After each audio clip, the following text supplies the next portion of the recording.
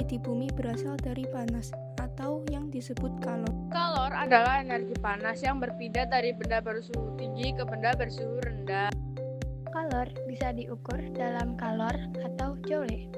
Hubungannya 1 kalor sama dengan 4,2 joule. Kalor punya banyak fungsi, yaitu menaikkan suhu, mengubah wujud zat, menyebabkan pemuaian. Besarnya kalor yang diterima atau dilepaskan dapat dihitung dengan rumus Q sama dengan M kali C kali delta T. Ketika zat padat berubah menjadi cair tanpa naik suhu, digunakan rumus kalor sama dengan massa dikali kalor lebur.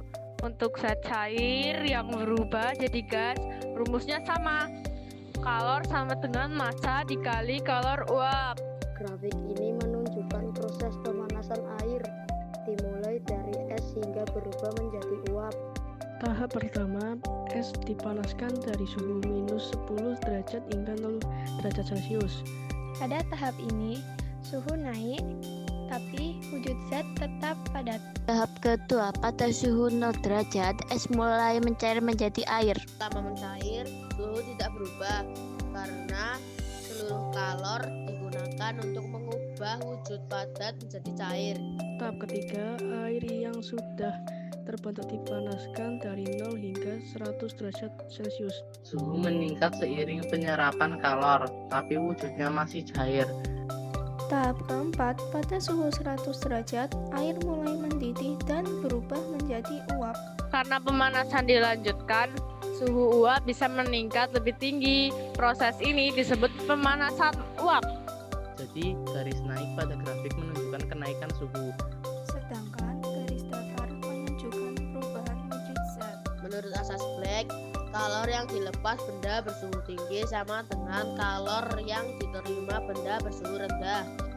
Asas ini secara matematis dirumuskan sebagai Q lepas sama dengan Q terima, atau M1 dikali C1 dikali delta T1 sama dengan M2 dikali C2 dikali delta T2, di mana M adalah massa, C adalah kalor jenis, dan delta T adalah perubahan suhu. Contohnya saat es dimasukkan ke air panas, sebagian kalor dari air digunakan untuk meleburkan es sampai suhu seimbang. Kalor berpindah dengan 3 cara. Konduksi, yaitu perambatan panas melalui zat padat tanpa perpindahan partikel. Konveksi, yaitu perpindahan panas lewat aliran zat cair atau gas. Dan radiasi, yaitu perpindahan panas tanpa medium, seperti panas matahari. Setrika menghantarkan panas lewat konduksi. Air mendidih karena konveksi. Dan matahari memanaskan bumi lewat konduksi. Kalor bukan sekadar panas, tapi energi yang menggerakkan kehidupan.